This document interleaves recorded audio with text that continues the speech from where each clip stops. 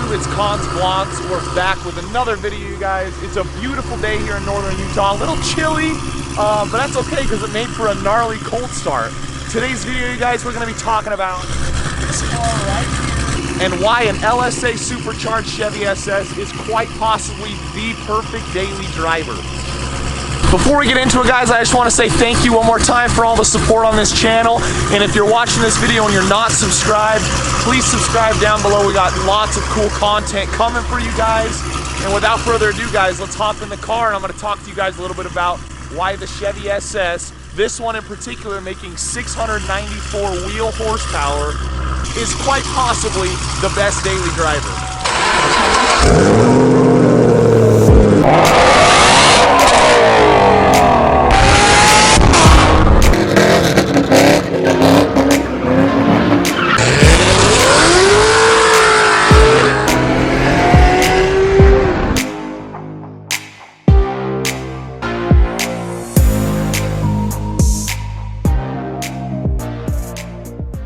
So, to start off, and you guys already know, if you've watched this channel before, you already know I love this car and you know that it's a great daily driver.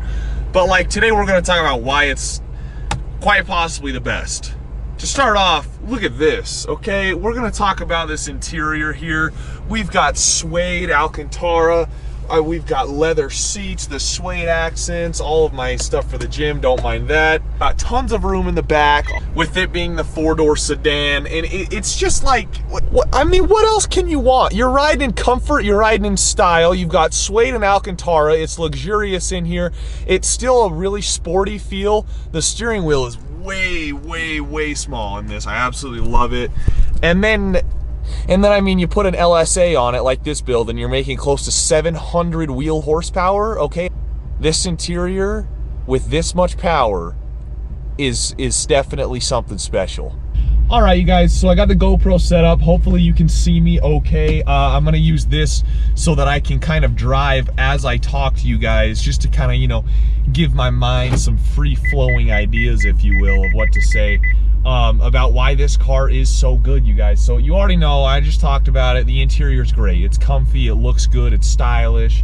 The only thing I hate about the interior is that the roof is tan and everything else is black and red. I don't know why they just didn't make the roof and the pillars black like the rest of the car, but whatever. You guys know I've talked about this car a lot on the channel. Most of my videos are on this car because you guys love it, but I've never really sat down and did a video going over like how drivable this thing actually is on the street and as a daily. Because I mean, my dad literally drives this car to work like 5 days a week. Like, we daily drive this car for sure. I take it to the grocery store. My parents take it to the grocery store. I mean, right now I'm driving on a 30-mile-an-hour road going under the speed limit, and it feels like I'm driving in a stock car. It's not quite as tight and as good handling as my Camaro is, I don't think, but that is because mainly the dimensions of this car. This car is a little bit bigger than my Camaro. It is the same chassis, but you can definitely feel the little bit of extra weight that this car has, especially with it having a forged block and the supercharger and the meth tank. You can definitely feel that. So right now I would estimate this car sitting at right about 4,000 pounds. From the factory, these cars weigh 3,900 pounds, I believe, just a little bit over it. So they're barely under 4,000. I would reckon this one's over 4,000 now, but it's okay because it makes up for it, because from the factory, these cars make 415 horsepower, which, not to be that guy, you know, who's like, you know, slow car, whatever, but by today's standards, 415 horsepower is really not that much, you guys. From the factory, I'm gonna be honest, these cars are a little bit of a slouch. I mean, yeah, you can buy a stock Camaro, and it's probably gonna be like slightly faster than this, and obviously a stock C6 LS3 Corvette is gonna be a little bit faster as well. But again, this has way more creature comforts than either of those cars. I mean, you can literally sit in traffic, or you can wait in staging for autocross with heated and cooled seats, while knowing that you are probably making more horsepower than most of the cars you'll see.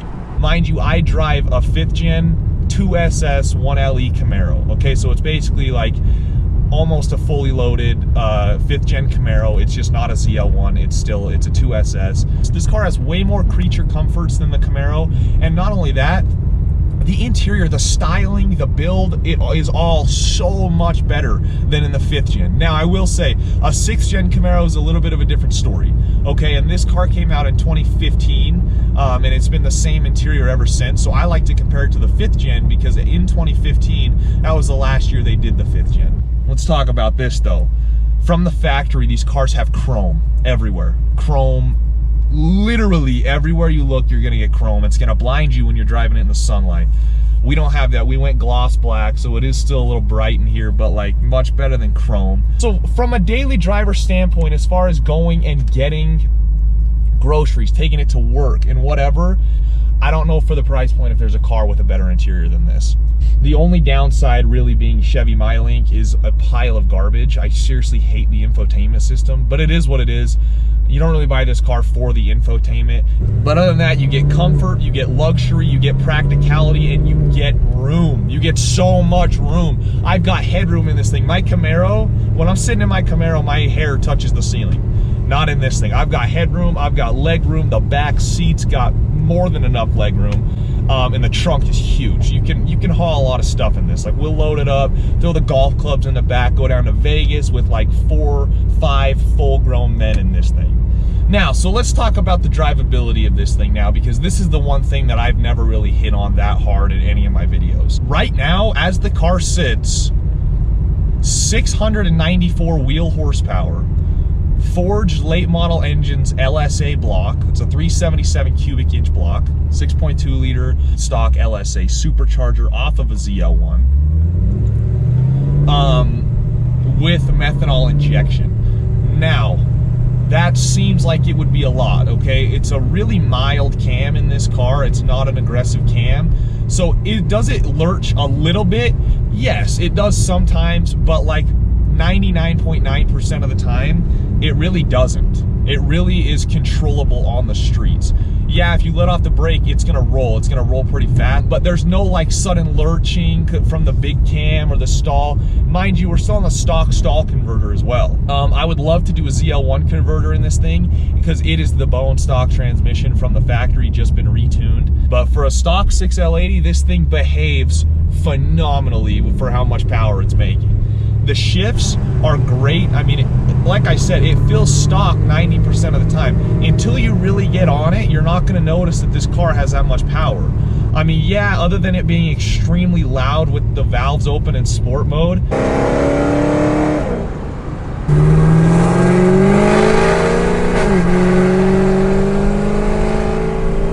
You're not gonna know that this thing's modified at all. I got to drive this car stock, and I would argue it drives better now than it did stock. At least for me, it feels more sporty because we've lowered it a little bit, and I love the sound this car makes. So yeah, drivability is great, okay? I'm not scared to drive it. Comes to a stop nice and easily, accelerates nice and easily when you want it to, but when you get on it, you're gonna clench a little bit. Your rear end's gonna clench up a little bit. And I'm not talking about the car's rear end, I'm talking about your rear end. If you're sitting in the car, you're gonna pucker up because this thing is a wild ride when you get on it, and you're not getting traction pretty much anywhere below like 35, 40 miles an hour. Now, like from a styling standpoint, and I'm gonna put some pictures up here on the screen that I've taken of the car. The car is a sleeper. I mean, 100% a sleeper. You see this car and everybody thinks, oh, it's just a Chevy Malibu or it's just a Chevy Cruze. And I know that I've said this, and I know that everybody who drives one says it and makes jokes about it, but it really is true, you guys. When you pull up, nobody knows what kind of car this is. It makes sense, you know? If you didn't know, this car's an Australian car. It's the Holden Commodore.